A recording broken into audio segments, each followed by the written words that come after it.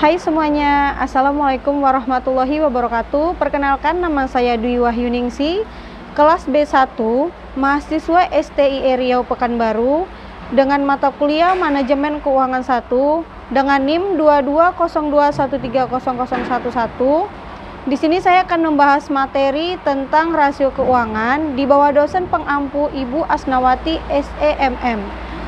Baiklah, di sini saya akan menjelaskan apa itu rasio keuangan. Rasio keuangan adalah alat analisis laporan keuangan suatu kinerja perusahaan berdasarkan perbandingan untuk mengetahui laporan keuangan perusahaan itu. Rasio keuangan itu terdiri atas rasio likuiditas, rasio solvabilitas, dan rasio rentabilitas. Di sini nanti saya akan menjelaskan satu persatu apa itu rasio likuiditas, rasio solvabilitas, dan rasio rentabilitas. Rasio likuiditas adalah rasio untuk mengukur kemampuan likuiditas perusahaan untuk melunasi utang jangka pendek. Sedangkan rasio solvabilitas adalah rasio untuk mengukur penggunaan utang oleh perusahaan.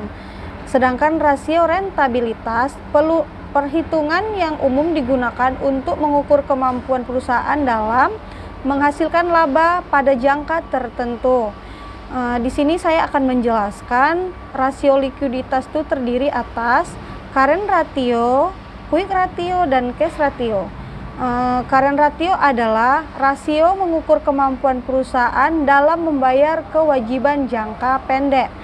Rumus dari current ratio itu sendiri ialah aktiva lancar dibagi utang lancar dikali 100%. Sedangkan quick ratio adalah yakni perbandingan antara aktiva lancar setelah dikurangi persediaan dengan utang lancar dengan rumus aktiva lancar dibagi persediaan dibagi utang lancar dikali 100%. Sedangkan cash ratio perbandingan antara kas atau setara kas dengan utang lancar dengan rumus kas ditambah setara kas dibagi utang lancar dikali 100%. Rasio solvabilitas itu memiliki dua jenis, yaitu debt ratio dan debt to equity ratio. Debt ratio itu memiliki rumus total utang dibagi total aktiva dikali 100%. Sedangkan debt to equity ratio itu memiliki rumus total utang dibagi modal dikali 100%. Sedangkan rasio rentabilitas itu memiliki beberapa jenis, yaitu 1. Profit margin dengan rumus laba bersih dibagi penjualan dikali 100%. Yang kedua, gross profit margin, yaitu dengan rumus laba kotor dibagi penjualan bersih dikali 100%.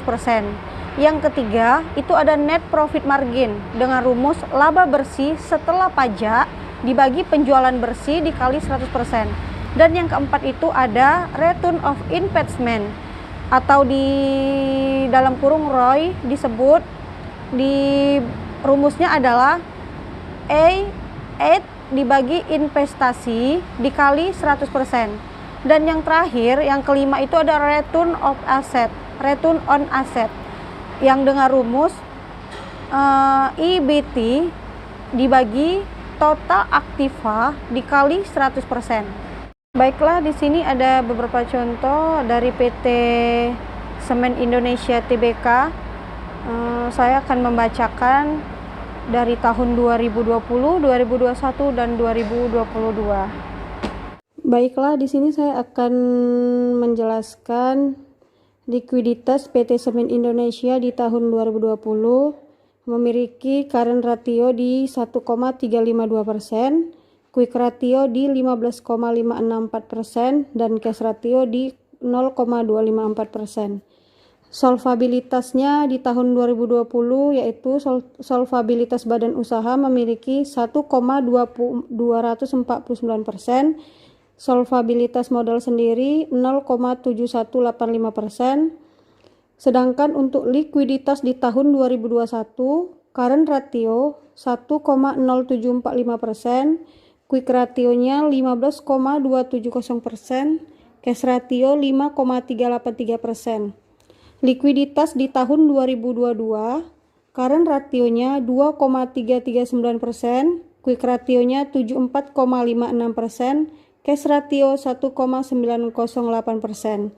Dan solvabilitas di tahun 2022, solvabilitas badan usaha 2,344% dan solvabilitas modal sendiri 13,599%.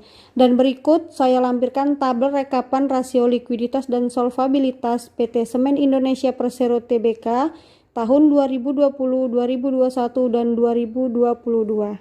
Baiklah teman-teman, mungkin itu sedikit penjelasan materi yang saya berikan. Semoga apa yang saya berikan tadi bermanfaat bagi teman-teman semuanya. Billahi taufiq wal hidayah. Assalamualaikum warahmatullahi wabarakatuh. Bye-bye.